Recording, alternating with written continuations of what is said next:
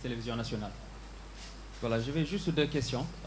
Bonjour, Monsieur le ministre des Finances et du Budget, Monsieur le directeur général de la comptabilité publique et du Trésor, Monsieur le directeur de la dette publique.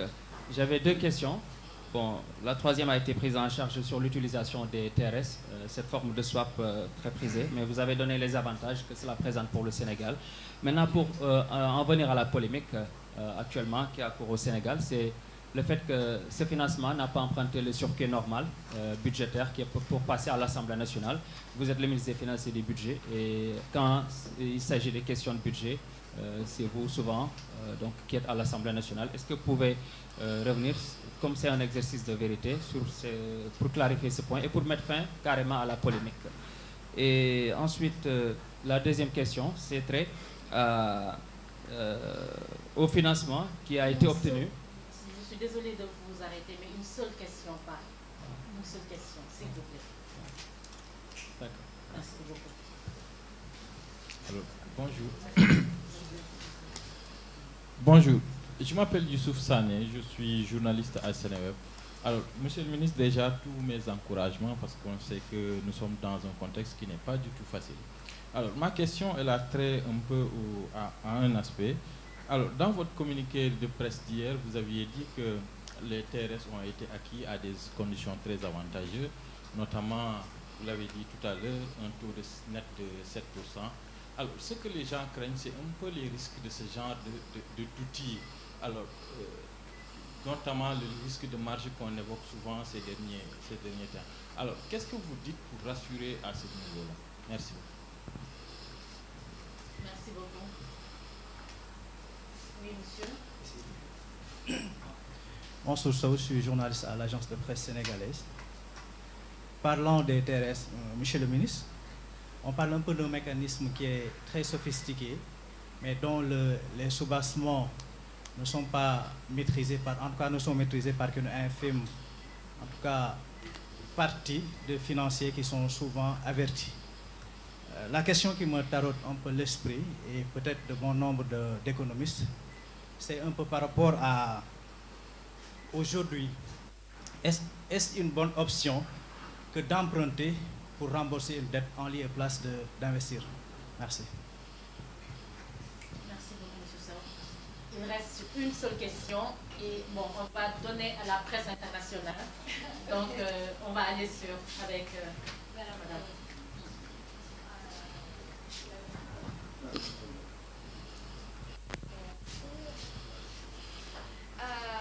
Bonjour Monsieur le Ministre et tout le monde, merci beaucoup.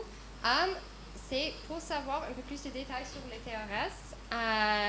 Alors, déclinez votre identité. Oh, pardon. Portia Crow, agence de presse Reuters. Alors, est-ce que vous pouvez préciser le montant total et le coût total de ces TRS? Ça veut dire, et les détails, je veux dire la maturité, le taux, les partenaires, et voilà, comment dire, le coût total, pas juste le taux d'intérêt, et le montant total. Merci.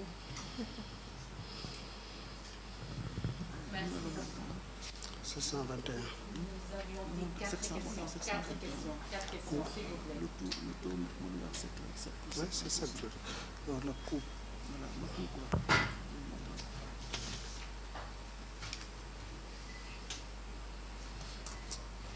C'est bon, on peut y aller. Merci beaucoup. Alors, je voudrais encore une fois remercier pour véritablement l'intérêt que vous manifestez pour cette activité-là et essayer d'apporter des éléments de réponse aux différentes questions qui ont été posées par le représentant de la RTS, de Sénéweb, je pense de 7TV, je crois, APS et de Reuters. Alors, avant de venir aux questions spécifiques, je voudrais donner de manière schématique et expliquer aux Sénégalais qui nous regardent le mécanisme des TRS, parce que c'est important et ça va permettre de comprendre davantage, lorsqu'on en arrivera aux questions spécifiques, de quoi ça, véritablement ça recouvre. Alors, le TRS, il faut, pour le comprendre, rappeler le contexte dans lequel nous étions en 2025. Nous venions de certifier par la Cour des comptes l'audit sur la gestion des finances publiques. Et cette certification de l'audit, avec les données qui en sont issues, données sur le déficit budgétaire, données sur le taux d'endettement, qui a ému en tout cas bon nombre d'observateurs, avait fini d'avoir des implications sur nos relations avec les partenaires techniques et financiers, le Fonds monétaire international notamment. Vous avez pu observer tous la cascade de dégradation de la note du Sénégal qui s'en est suivie. Je ne vous raconte pas l'histoire, nous l'avons vécu tous ensemble. Ça s'est traduit par une appréciation de la prime risque sur le Sénégal et donc une augmentation des taux d'intérêt sur les marchés financiers internationaux. En 2025, les taux d'intérêt moyens sur le Sénégal variaient entre 11 et 12%, je l'ai rappelé tout à l'heure. Le programme avec le Fonds monétaire international suspendu.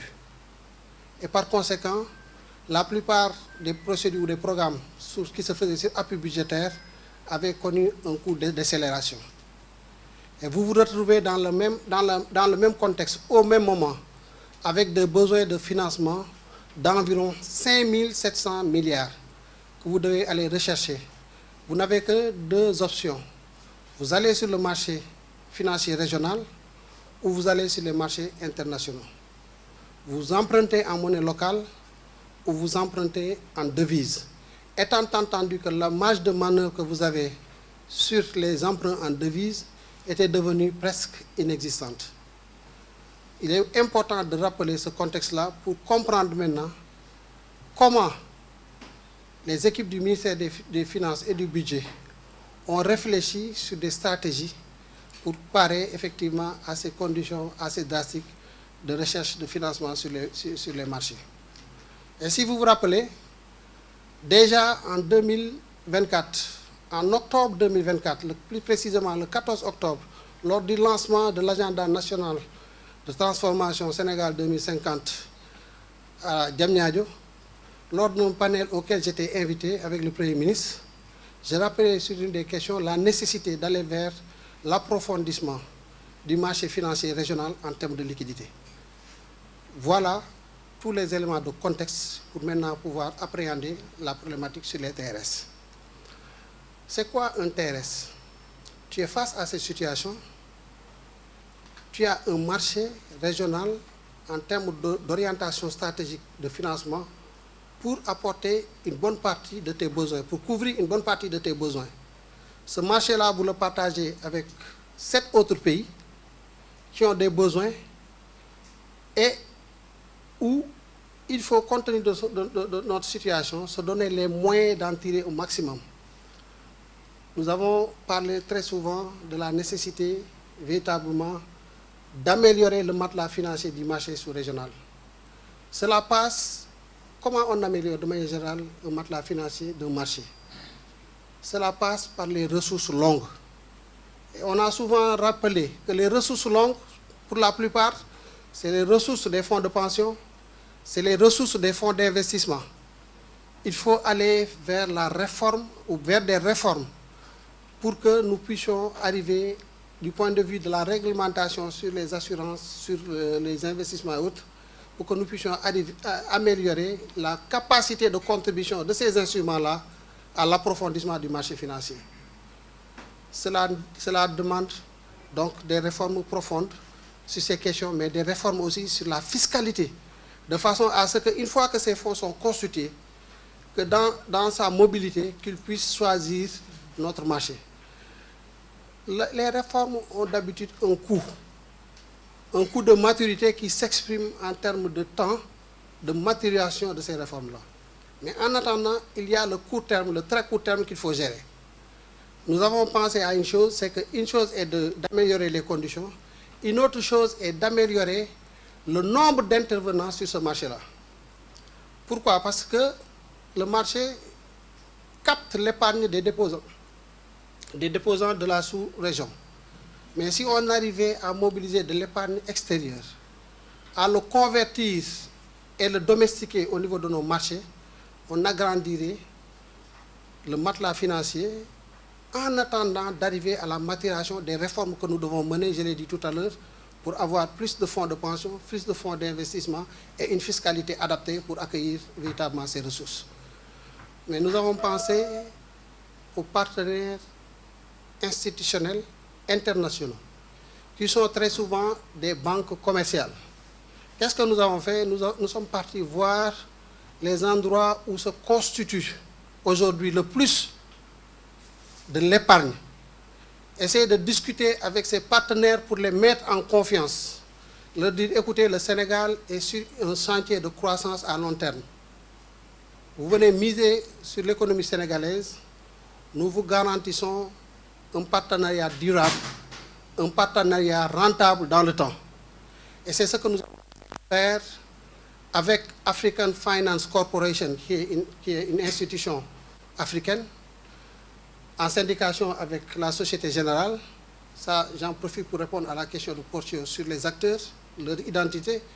Mais c'est ce que nous avons essayé de faire aussi avec un partenaire qui se trouve à Abu Dhabi, la First Abu Dhabi Bank. Nous avons échangé, nous avons discuté, nous les avons mis en confiance pour leur demander véritablement de venir souscrire au titre public de l'État du Sénégal qui se transige sur le marché domestique. Quand tu as face à soi un partenaire international, quand tu arrives à le mettre en confiance pour susciter déjà de l'appétit pour venir, il commence à te poser un certain nombre de conditions. Il te dit, écoute, je veux bien, j'entends bien ce que tu me dis sur l'économie sénégalaise, sur ses perspectives, sur telle ou telle autre chose. C'est vrai, c'est bien. Maintenant, il y a des contraintes techniques pour ma participation au marché.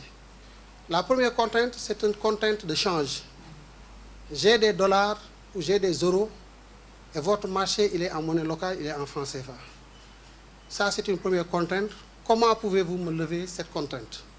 Et le terme swap que vous entendez dans TRS, Total Return Swap, a plus ou moins trait à ça. On dit à ce partenaire, mais on vous entend bien, mais il y a une solution. On met en place un dispositif avec des acteurs locaux qui vont constituer les véhicules par lesquels ces ressources en devises vont transiger par le marché, par un dépôt au niveau de la banque locale établie dans l'espace régional, avec un compte ouvert au niveau de la banque centrale où transigent les fonds. La couverture, c'est que dès que les ressources sont mises en place, la banque centrale a la faculté d'utiliser ces trucs et de les échanger contre de la monnaie locale. On apporte une première réponse à cette première contrainte évoquée par véritablement le partenaire financier. Il vous dit d'accord, cette première contrainte est dépassée. Il y a une autre contrainte liée à la volatilité éventuelle ou possible du portefeuille d'actifs, de titres que je vais constituer pour le Sénégal au niveau du marché régional. Qu'est-ce que vous me donnez comme assurance par rapport à la volatilité de ce portefeuille que vous voulez que j'acquière au Sénégal? On dit, ok, on va réfléchir. Mais première chose, nous sommes dans une zone monétaire intégrée, où la politique monétaire, ma foi, est très bien organisée, et tout le monde peut l'apprécier. Nous ne sommes pas dans un désordre en termes de politique monétaire avec la Banque centrale. Donc, il y a des risques qui pourraient être liés à l'instabilité ou à la volatilité de la politique monétaire qui sont annihilés. Il y a un autre risque qui pourrait agir sur la valeur du portefeuille qui est constitué. C'est quoi? C'est le risque sur les taux d'intérêt. C'est-à-dire que le Sénégal peut aller dans ses adjudications vers des taux d'intérêt élevés, suffisamment élevés, un peu plus élevés que les taux d'intérêt avec le partenaire, ce qui pourrait faire perdre de la valeur à son portefeuille. C'est-à-dire que quand le taux d'intérêt pour d'autres titres devient plus élevé, les acteurs du marché naturellement peuvent avoir beaucoup plus de préférence pour ces titres-là. Et donc, par conséquent, une perte de valeur du portefeuille du partenaire pourrait être observée. On réfléchit, nous lui disons que sur ce marché, le marché monétaire de l'UMOA, les risques de taux sont presque infinitésimaux. Donc, sont presque inexistants. Le risque zéro n'existe pas, mais le risque, il est confiné dans sa plus faible expression. Je vous dis d'accord, nous vous entendons, mais si vous êtes aussi sûr, qu'est-ce que vous pouvez mettre sur la table pour nous garantir que qu'en cas de risque, vous pouvez venir suppléer ce risque-là par des mécanismes. On met en place, et ça c'est vraiment toute la dimension technique des TRS, on met en place un mécanisme à travers ce qu'on appelle un IA ou un IA, Independent Amount, ce qui est un montant indépendant qu'on constitue, qui pourrait faire l'objet d'appel en cas de réalisation de ce risque évoqué par le partenaire. On le constitue et ce IA-là est évalué à environ 30% qu'on met en place pour couverture de l'opération. À partir de ce moment, les deux premières contraintes qui sont évoquées sont annihilées, sont presque en tout cas annihilées. Il reste une troisième contrainte que le partenaire te dit, c'est que moi, à l'aller, lorsque je dois amener mes ressources, c'est en devise, vous avez réglé la question de la couverture de change, vous avez vos CFA, on achète les titres publics à travers les SVT. Et on l'a fait avec deux banques pour l'essentiel, qui sont dans la sous-région. Une banque établie au Sénégal, Ecobank, ça revient toujours à la question du représentant de Reuters pour donner tous les acteurs du système, et à Stanby, qui est une banque qui est établie en Côte d'Ivoire. C'est peut-être pourquoi d'ailleurs, si vous vous rappelez, un des acteurs de la vie politique sénégalaise parlait du financement de l'économie sénégalaise par la Côte d'Ivoire. Ça montre toute la complexité parfois, malheureusement, les gens qui peuvent ne pas comprendre comment certaines opérations sont vraiment structurées dans le détail technique, mais ce n'était que ça. Donc on a des véhicules par lesquels ces instruments transigent au Sénégal, arrivent au marché d'une devise à une monnaie locale, au CFA, pour être court, et on réalise notre opération et vous dit maintenant pour retourner, comment faire pour que ce CFA-là que vous me donnez en remboursement puisse reprendre le même schéma inverse et retourner à mon pays de résidence en devise. On lui dit, mais c'est la même formule qu'à l'aller. Au retour aussi, on passe par ces mêmes instruments. La Banque centrale suit cette couverture et vous repartez avec votre devise. Voilà le mécanisme des TRS. Ce n'est rien d'autre que ça. Et moi, je pense que dans certaines situations, comme celles dans lesquelles nous étions, il fallait le faire. Il fallait réfléchir sur un moyen d'améliorer le matelas de liquidité du marché sous-régional, d'améliorer la possibilité pour tous les pays de l'UEMOA de pouvoir puiser du marché. Et je disais à l'Assemblée nationale que, détrompez-vous, nous avons puisé sur le marché, mais toutes les ressources auxquelles nous avons eu accès ne sont pas des ressources du marché stricto sensu. Il y a des ressources que nous avons tirées de l'étranger, que nous avons domestiquées pour élargir ce matelas. Voilà, chers participants à cette activité, chers compatriotes sénégalais, ce que signifie TRS et comment il est déployé du point de vue technique. Et je vous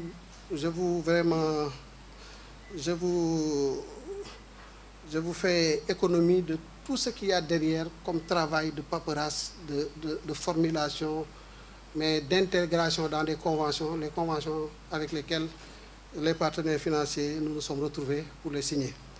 Maintenant, je reviens aux questions plus spécifiques qui sont posées par nos amis. Cheikh Bamba Gueye, qui pose la question de l'autorisation parlementaire de cette opération-là. La question de l'autorisation parlementaire ne se pose pas.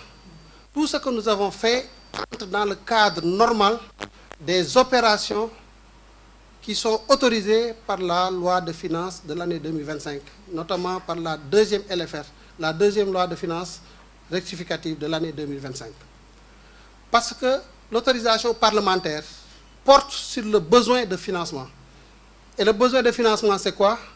Le besoin de financement, je le rappelle souvent, c'est le déficit budgétaire, c'est le remboursement du principal de la dette et c'est les autres opérations de trésorerie, les OPEX les rétrocessions et autres, les opérations de trésorerie portant appuiement des arriérés sur la dette intérieure.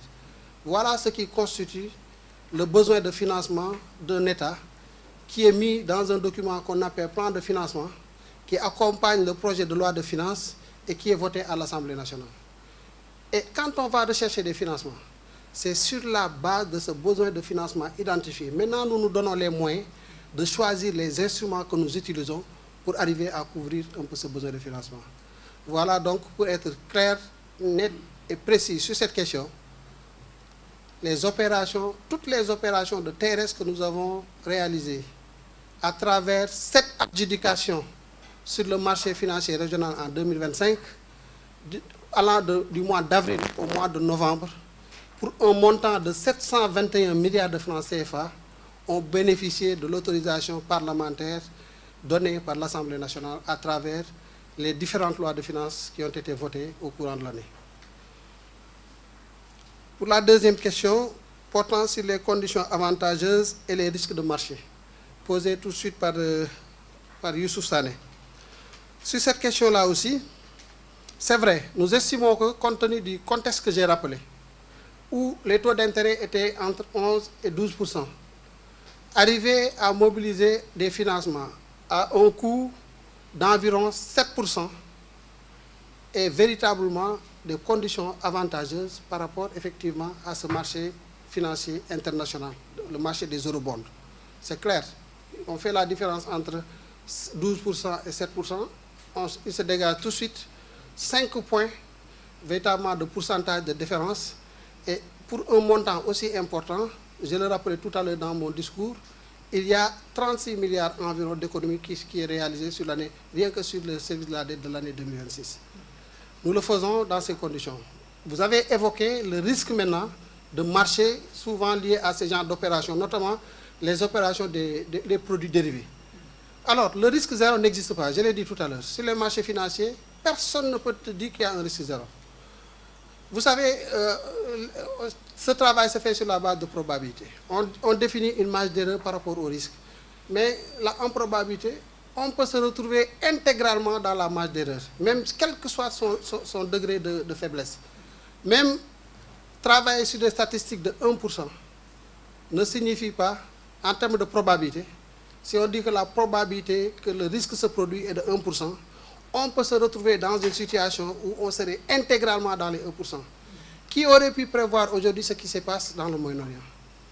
Qui aurait pu penser que cet îlot de stabilité que constituent les pays des Émirats arabes unis, par exemple Dubaï, pouvait un jour présenter un risque quelconque parce qu'il y a eu un conflit où l'un des belligérants tisse de manière indifférenciée sur tous les pays de la sous-région. On n'aurait pas pu prévoir cela.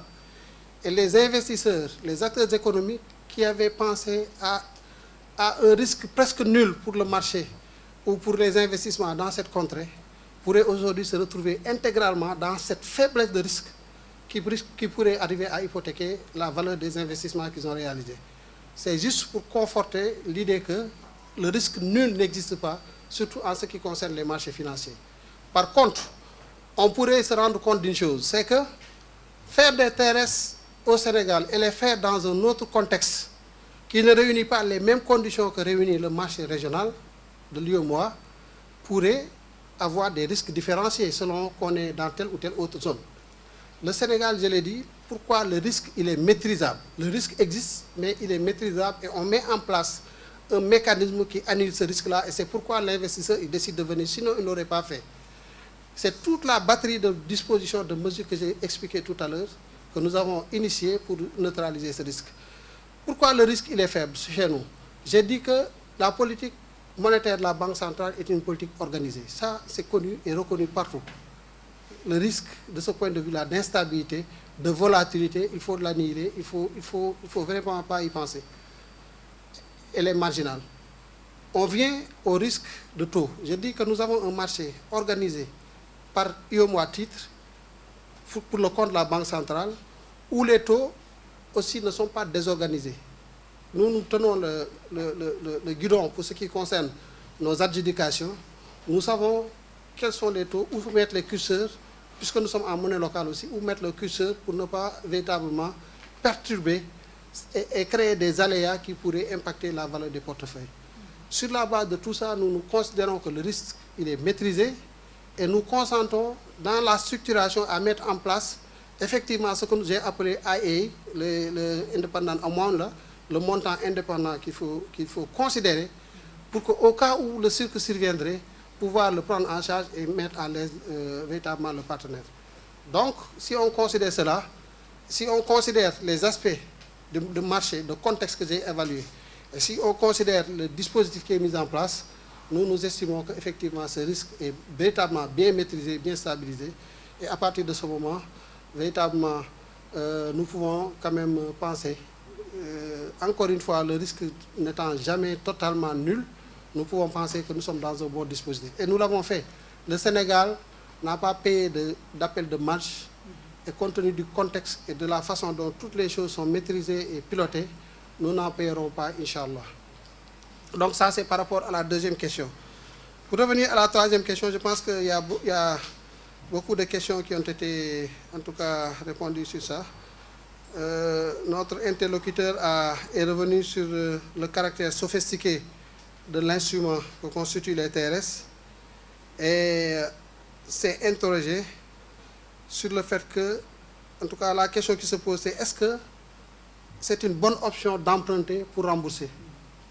Cette question-là, elle est surtout budgétaire.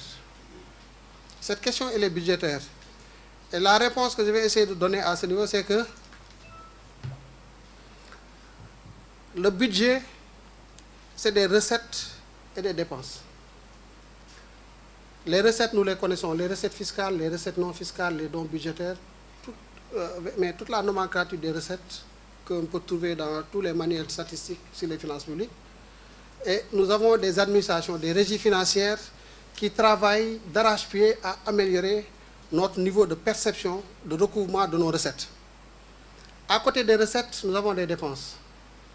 Et la différence entre les dépenses et les recettes se nomme déficit budgétaire. De manière vraiment vernaculaire, hein, pour être simple. Ce déficit budgétaire-là va rejoindre le remboursement du principal de la dette et les autres opérations de trésorerie pour constituer la grande masse des financements à aller rechercher sur le marché. Convenons-en, c'est comme ça que ça se passe. Donc, mon ami Abdourahmane à l'Assemblée nationale disait que bor ken du ko fay dañ koy refinancer. En réalité, c'est ça, et ça c'est conceptuel, c'est ça les finances publiques. C'est-à-dire que la partie de l'amortissement, dans le budget, dans la partie du budget, au niveau des dépenses, nous mettons les intérêts sur la dette. C'est ce qui constitue une charge en tant que telle. Mais le remboursement du capital n'est pas une charge au sens des statistiques des finances publiques. Donc, il est dans les opérations de trésorerie. Et les opérations de trésorerie, c'est ce qui figure dans le plan de financement que tu vas aller sur le marché pour aller rechercher. Donc, naturellement, pour toute dette, quel que soit le pays, la part correspondant au financement, il est couvert à travers d'autres financements. Donc, c'est une option presque naturelle. C'est ça la règle, c'est comme ça que ça se fait. Maintenant, comment rembourser la dette? Je le dis très souvent. C'est surtout, ce n'est pas un remboursement en tant que tel, c'est comment convertir tous les indicateurs, que ce soit des indicateurs de solvabilité, que des indicateurs mais de liquidité de la dette, qui sont appréciés dans le cadre des analyses de viabilité de la dette, comment les apprécier et les rendre un peu plus domestiques, un peu plus acceptables dans le chantier ou dans l'intervalle de l'analyse de viabilité de la dette qu'on se fait. Voyez un peu. Et quand on met en place une stratégie de consolidation budgétaire, quand on travaille sur l'amélioration de ces recettes, quand on travaille sur la rationalisation de ces dépenses, de façon à les rendre les plus efficientes possibles, de façon, en tout cas pour ce qui concerne les dépenses d'investissement, à les rendre les plus efficaces possibles, on arrive dans le temps, avec cette procédure de consolidation budgétaire, les efforts qui sont faits, à inverser la tendance de tous les indicateurs, y compris de solvabilité, que les indicateurs de liquidité. Donc, ça, c'était un plus par rapport à cette question, pour vous montrer pourquoi on insiste sur l'importance du processus de consolidation budgétaire dans le travail que nous faisons. Donc voilà en tout cas pour cette question. Alors, peut-être revenir sur une dernière question. La question de mon ami, même si ça fait longtemps qu'on ne s'est pas vu. Alors, le coût total, on en a parlé, c'est 721 milliards que nous avons déroulé avec plusieurs adjudications du mois d'avril au mois de novembre, comme je l'ai dit tout à l'heure, sur le marché, et ça nous a coûté 7%. 7%, on fait le calcul pour le truc, avec toutes les autres conditions dont j'ai parlé tout à l'heure dans l'explication de ce qu'est un TRS. Donc les partenaires, on a parlé de AFC, African Finance Corporation, la Société Générale, de First Abu Dhabi Bank, qui sont des partenaires que nous sommes partis démarcher. Là aussi, je le dis pour ceux qui cherchent à faire des développements ou bien des raccourcis politiques, c'est nous qui allons chercher les partenaires avec qui nous voulons travailler, qui cherchons à les convaincre sur la nécessité de nous accompagner et sur l'intérêt que nous pouvons tous avoir dans cette coopération-là.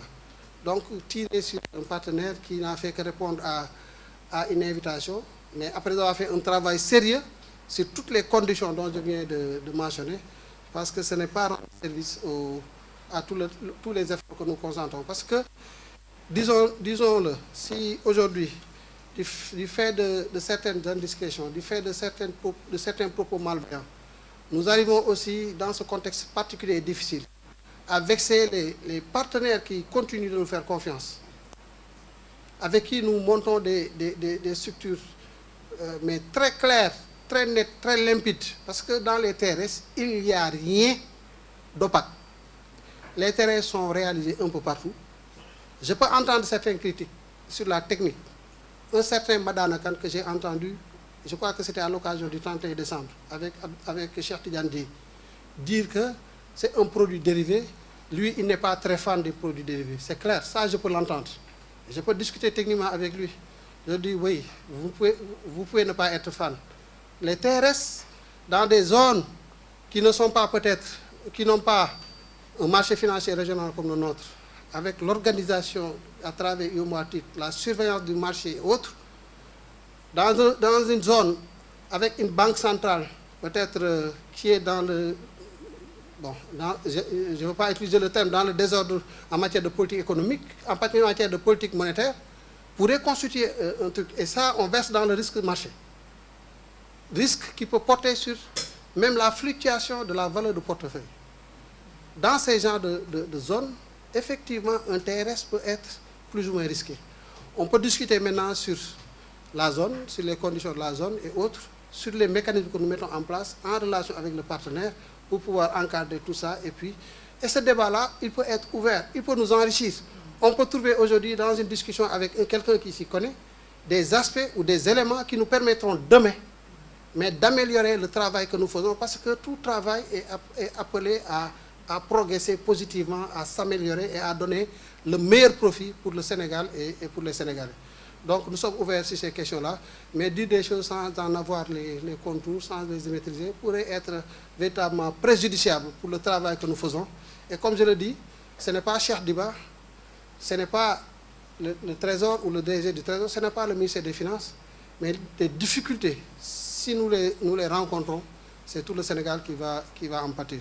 Donc travaillons ensemble de façon à cerner toutes ces questions-là, à avoir des débats sereins, techniques, des débats objectifs sur toutes ces questions. Nous sommes ouverts, mais pas tenir des propos où on n'a aucune véritablement maîtrise. Le partenaire ou le média qui fait la déclaration, qui fait la publication, peut se fonder sur des éléments. Nous pouvons discuter et une fois qu'il a une meilleure visibilité par rapport à ce qui s'est passé, pourrait effectivement réviser, même s'il ne le fait pas officiellement, pourrait comprendre effectivement que ce qui s'est passé n'est pas exactement ce à quoi il a pu penser, parce que n'ayant pas eu peut-être au moment de la rédaction, au moment de la production de l'article, tous les éléments explicatifs à tout cela. Donc voilà ce que je voulais dire, en tout cas en termes de réponse aux différentes préoccupations, aux différentes questions qui ont été posées.